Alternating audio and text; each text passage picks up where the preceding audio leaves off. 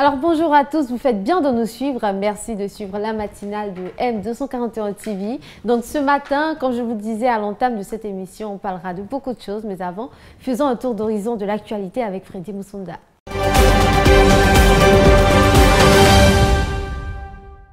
Ravi de vous retrouver pour ce nouveau tour d'horizon des unes de l'actualité, chers internautes. Bonjour, démarrons notre revue de presse.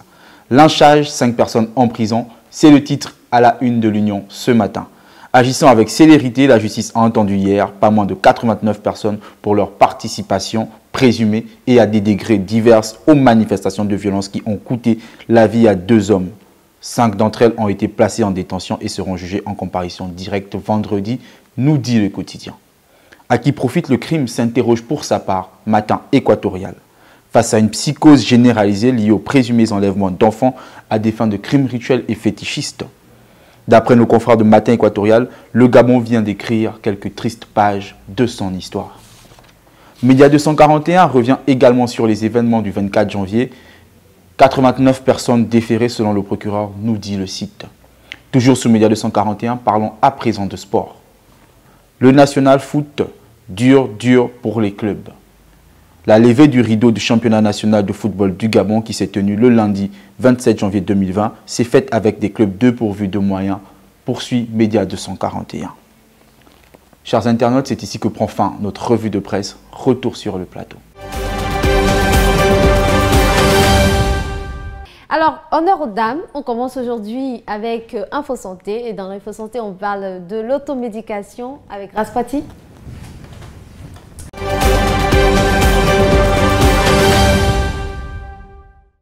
Alors, l'automédication, dans auto, on entend peut-être auto, donc pas voiture, mais médicaments, automédication, grâce, je pense que tu es plus à même de nous dire oui, ce que ça veut dire l'automédication. Voilà, effectivement, on ne parle pas d'auto ni de voiture, on parle de l'automédication, comme tu as dit, c'est l'utilisation de médicaments hors prescription médicale par des personnes pour elles-mêmes ou pour leurs proches. Donc, lorsque tu décides d'un mal de tête, et tu décides de prendre un médicament générique, généralement vendu dans des pharmacies par terre, sans te rendre en pharmacie pour avoir le conseil d'un pharmacien, tu te prescris, voilà. Tu te fais tes propres prescriptions et puis on est en face d'une automédication. En gros, c'est le raccourci qu'on prend. Exactement. Pour se traiter, pour aller voir des spécialistes. Justement, il y a un penseur à ce sujet qui appelle cela le système référentiel profane, parce que justement c'est la culture et le savoir personnel qu'ont des individus qui se décident de faire eux-mêmes leur médication. Et oui, tu voulais des individus qui jouent au médecin. Voilà. Oui, voilà. Mais après aussi, on sait qu'à la maison, parce que Grâce a eu mal à la tête, hier on lui a donné tel médicament, demain quand Maxime a mal, exactement, on lui donne le même médicament. Voilà. Et là, c'est juste ce genre de pratiques peuvent faire asseoir ces personnes-là en se disant que l'automédication est très bien, mais parce que justement, ils vont se dire avec l'automédication, il y a des possibilités de se responsabiliser, donc d'être autonome, savoir que tel médicament peut déjà calmer ce mal de tête. Aussi, il peut se dire que c'est possible avec l'automédication de prévenir, voire de gérer rapidement une situation, le temps d'aller à l'hôpital. L'automédication, ils diront encore que c'est à moindre coût, c'est un gain de temps, c'est un gain de... On fait des économies dans notre budget santé, mais rappelons que lorsque vous vous faites médecin vous-même, vous vous exposez aussi à certains risques. Il y a le verbe de la médaille. Exactement. Donc, lorsque vous vous faites médecin, vous êtes face à certains risques, parmi lesquels on appelle ça comment, l'ignorance des allergies du patient. Voilà, parce que certaines personnes ne lisent pas forcément la notice. Justement, ce qui est d'ailleurs très important. Très important, oui. Ils ne lisent pas la notice, donc ils ne savent pas tel individu, est-ce que Solange est allergique à tel ou tel composant, est-ce que Maxime est allergique ou pas. Même quand on la lit, il faut aussi avoir un certain bagage. Des fois, c'est difficile de lire. Décrypter, il y a des termes souvent très compliqués. Exactement. En général, même si on ne peut pas lire toute la notice, il y a quand même des points très essentiels qu'on peut lire. Oui. Notamment, dans quel cas utiliser ces médicaments. On l'a toujours sur la notice et en général, ce n'est pas très long. C'est vrai, mais après, jusqu'ici, je dirais, parmi les inconvénients de l'automédication, on va parler de l'atténuation du rôle du conseil de pharmacien. Parce que dans les pharmacies, généralement, nous avons ces médecins qui sont là, on a des pharmaciens qui sont formés et qui sont à même de répondre à certaines questions. Donc, on pense bien au devenir de ce métier plus tard, avec l'avènement de nouvelles formes de technologie, avec Internet. Ah oui. Voilà. Donc, Internet, je pense que c'est l'un des éléments qui encourage le plus aujourd'hui à l'automédication. Exactement. Dès qu'on a un petit mal, on va juste taper sur Google. C'est tout. Voilà. Exact. Mais cette pratique est très dangereuse et surtout pour les femmes enceintes parce que aussi tu ne sais pas quel effet aura ce médicament sur la santé du bébé. Donc l'automédication n'est pas quelque chose à encourager. Au contraire, il faut se rapprocher des pharmaciens, il faut aller à l'hôpital. C'est vrai que les tracasseries, des fois, on parle du temps, on parle du gain, mais pour ta santé, rien ne vaut la santé. Donc il faut se permettre d'aller à l'hôpital. Mais est-ce que les pharmacies par terre, comme on dit, ne favorisent pas, n'encouragent pas cette automédication? Exactement. Parmi tous ces phénomènes, parmi les situations qui encouragent l'automédication, on a les pharmacies par terre, on a les pharmacies en ligne, comme tu disais tantôt sur Google. Donc ces pharmacies par terre-là, il faut faire quelque chose là-dessus, il faut... Et surtout, des fois, lorsqu'on se rapproche de ces derniers, ils ne sont pas médecins, mais la manière dont ils vous conseillent de prendre un médicament, ça là, c'est bien pour la tête, ça c'est bien pour la tête. Tu as l'impression que l'homme a fait médecine. Voilà, tu as l'impression qu'il a fait médecine. Ils sont plus marketeurs que de médecins. Et ce que Maxime dit, c'est vrai, parce qu'ils vous mettent en confiance. Ils disent que voilà, c'est si chez la voisine ça marchait, voilà, demande à telle, ça marchait, elle a pris tel médicament. Et de deux, il faut aussi dire que ces médicaments, même si ils sont efficaces, il faut aussi parler de la conservation. Oui, exactement. C'est sous le soleil. On sait qu'un médicament, il faut à certaines conditions. Voilà, je pense qu'à un moment, il y avait une descente dans les différents quartiers pour justement vérifier tout ça, parce qu'il y a certains médicaments même vendus qui sont avariés. Donc, tu vois, autant de risques pour votre santé, quoi. Allez-y auprès des médecins et puis voilà. Mais merci Grace pour tous ces détails sur l'automédication. Et donc notre matinale se poursuit et on est cette fois avec Maxime Owono qu'on retrouve dans Actu Plus.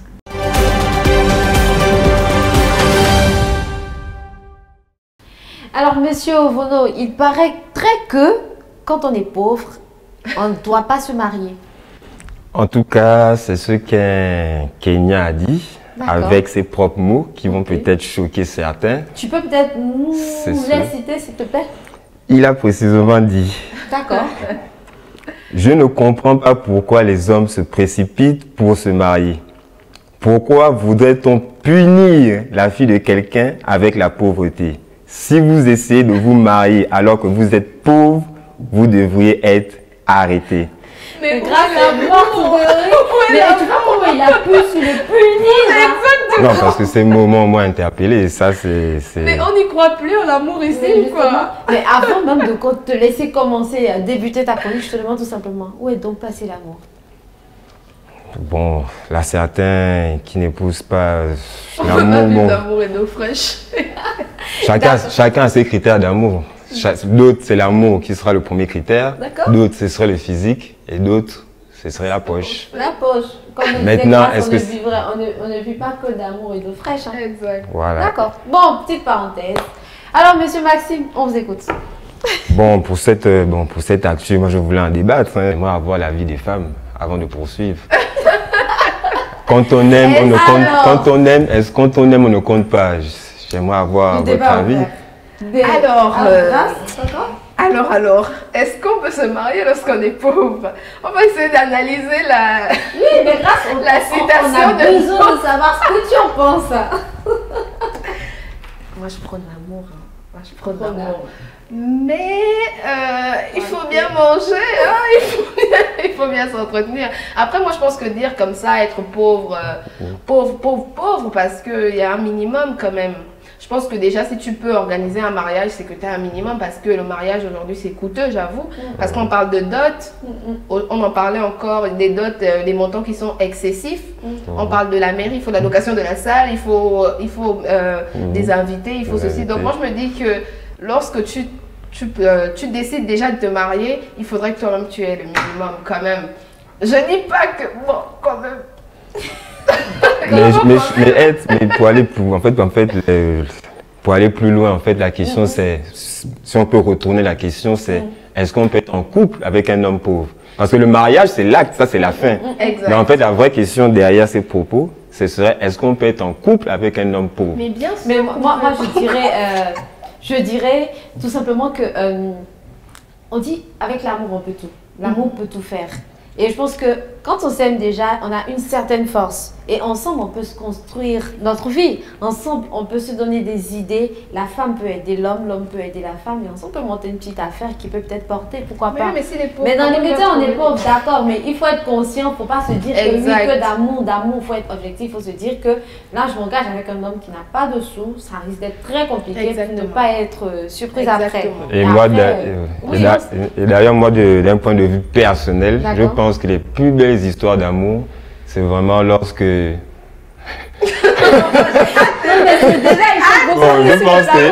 pense que les plus belles histoires d'amour, c'est celles qui commencent, on va dire, mal et qui finissent bien mal. Ça peut être que on a commencé, on était dans la rue. Il y a beaucoup d'histoires comme ça où on voit des rappeurs, j'étais pauvre, on a commencé ensemble, c'est après que j'ai percé, tu as vu comment j'ai percé. Moi j'aime bien ces histoires. Oui, mais après il y en a qui commencent pauvres et après quand monsieur réussit ou madame réussit, c'est fini quoi. Bon, il y aura toujours des cas. Le passé. Après moi je rejoins ce que Solange disait tout à l'heure, il faut être réaliste. Ne traitez pas les femmes de matérialistes, on ne s'en prend pas au monsieur qui a cité tout à l'heure ce que Maxime a lu, mais il faut être réaliste. Parce que lorsque vous mettez ensemble, il faut bien une base. Vous mettez ensemble, il faut que les enfants aillent, vous avez des enfants après, il faut bien qu'ils aillent à l'école, il faut bien, on parlait de l'automédication, évitons l'automédication, il faut pouvoir envoyer ses enfants à l'hôpital. Donc, dire que tu es pauvre, totalement pauvre, disons pauvre de zéro.